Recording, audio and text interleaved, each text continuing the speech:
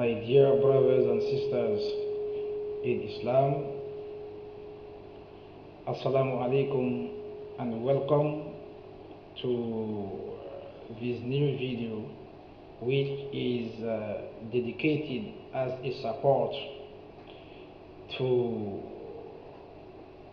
my sister Ilhan Oumar in the USA.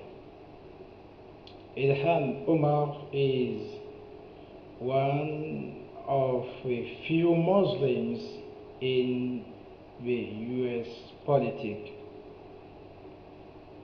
She is a very courageous woman. She is engaged in the side of truth. She is fighting for the rights of an oppressed people, i.e., people of the occupied Palestine. Ilhan Oumar is now facing criticism from both sides, I mean from the Republican and her own political party, the Democrats, labeled as an intisemite and a person who hates Jews.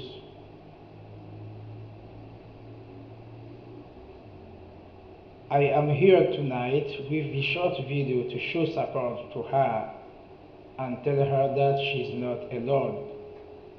There are tens, hundreds of people who are with her and who are engaged in the same struggle until the justice is done and until the occupation has finished. She's been fired upon just because she dare say to Israel, enough is enough. You have to put an end to the occupation. You have to put an end to the killing of children, women, and elderly people just because they are fighting for their land. As we all know that in the United States of America, no American can freely exercise, no matter who he is, until he pledges oath to Israel. No matter what happens, no matter how aggressive the Israeli regime is, if you are Americans and if you want to serve America, you must serve first Israel. Ilhan Oumar will stand up in front of injustice, in front of the lie, and say stop to the shedding of innocent blood. This message, I address it to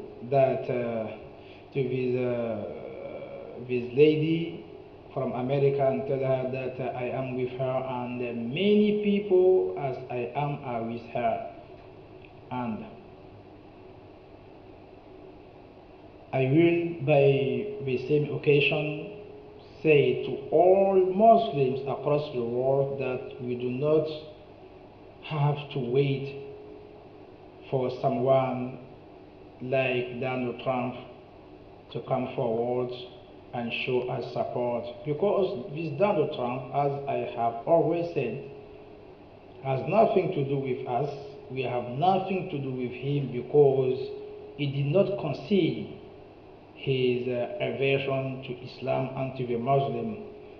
When he came to the White House, the first thing he did was to sign executive orders banning several Muslim nations, citizens from several Muslim nations from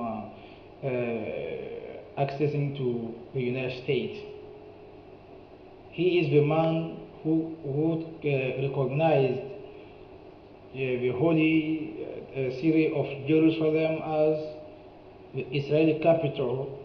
Now he is calling for Israel full ownership of the Golan Heights in Lebanon. So someone like this, we have nothing to do with him. But I know also that if Muslims do not wake up, the world war will gather and destroy us one after another. This is why tonight I decided to shed or to put a light upon this matter. I think that criticizing Israel has nothing to do with what we call anti-Semitism. Why? Because Israeli people are not the only Semites. Even Arabs are Semites too. But why don't you label those who hate Arab people as anti-Semites? We all know that Arabs and Jews descend from the same man, the Holy Prophet Abraham alayhi salatu wasalam. So if Jews are Semites, we must recognize Arabs too as Semites. But why not label people who hate Arab as anti-Semite? Why? This is an injustice. And also, I want to tell all those people who are blindly supporting the destructive politics of Israel in the Middle East. It's threatening its neighbors. Israel behaving like a threatened people, behaving like people who need support. I tell you, go to your Holy Bible, read it, and ponder upon the harsh word used there against the Jewish people. Then come forward and tell me if God is an anti-Semite, if the Holy Prophets are anti-Semites, or if the Bible can be labeled today as an anti-Semite book. If you can do that, and you will never do that, I think you should leave Ilhan Oumar alone and all those who are fighting for the right of the Palestinian people, because today the world has known that Israeli authorities are doing a lot of damage to the Palestinian people. But unfortunately, American people do not know much things about what's really happening in the Middle East. I am calling on them to wake up and try to check the news and try to discover what really is going on in Palestine and how children are being shot just because they throw stones to soldiers, and how Israeli soldiers can hold Palestinian women in custody, forcing them to do a lot of things inhuman. And my final call is addressed to the so-called Arab leaders. I don't know why you are bowing down in front of Donald Trump. I don't know why you are linking to all those nations who support Israeli aggression, Israeli occupation either openly or secretly. Why? Why abandon your brothers?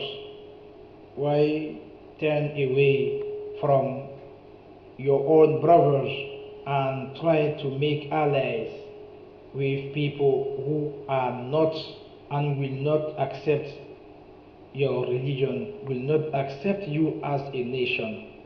I think this is a shame. Now that's why I came out tonight to show support to Ilhan Oumar and tell her that she's not alone. Many people like her are still there across the world. The only thing we must do is to unite, to join our forces so that we'll be able one day to put an end to this aggression and this occupation, illegal occupation of the Holy Land, and allow Palestinian people have their land back and live in peace, inshallah. وآخر دعوانا أن الحمد لله رب العالمين والسلام عليكم ورحمة الله